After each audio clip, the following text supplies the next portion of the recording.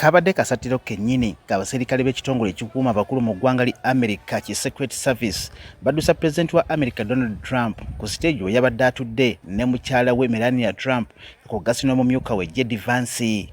Kino kyaddiridde ebyasa ebyakubiddwa omulumbaganyi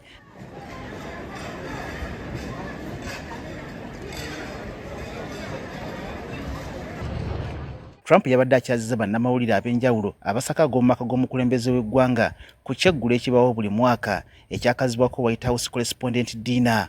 Bino byabaddewo nga zisolobye mu ssaawa 2:30 ez'ekiro nga mu zaawano zibadde mwendo ogw'amatumbi budde ku wooteeri emu emanyiddwa nga Washington Hilton. Omukolo guno we gwabadde.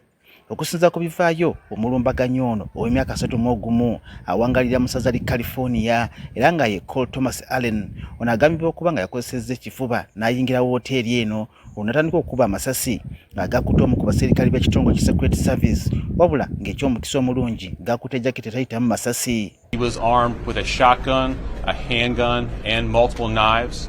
As he ran through that checkpoint, members of law enforcement from the United States Secret Service intercepted that individual.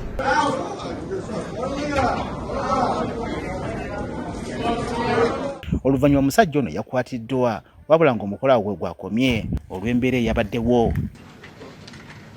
Oluvannyuma Trump yayogeddeko eri eggwanga ku nsonga eno. A man charged a security checkpoint armed with multiple weapons. And he was taken down by some very brave members of Secret Service, and they acted very quickly. One officer was shot, but saved by the fact that he was wearing obviously a very good bulletproof vest. He was shot from very close distance with a very powerful gun.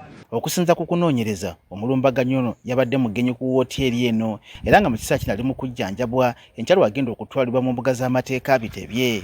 Tomorrow at this time, long before this time, you're going to know a lot of things about him.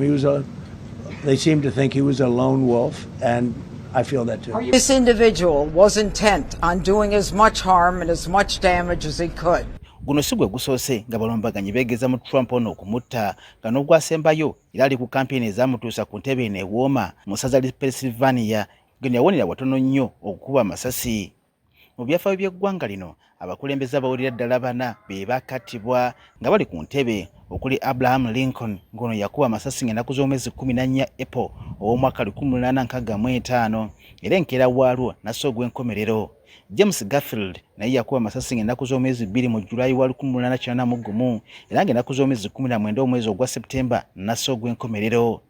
William McKinley naye yakuba amasasi ng'ennaku z'omwezi 6 Septemba owa 1901 era n'afa ng'ennaku z'omwezi 14 omwezi gwe gumu.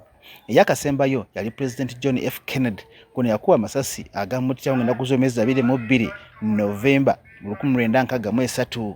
Obulumbaganyi buno bwongedde okuleetawo ebibuuzo ku by'okwenda by'omukulembeze w'eggwanga atwalibwa okuba nga y'omu ku basinga okuweebwa obukuumi obw'amaanyi mu nsi yonna.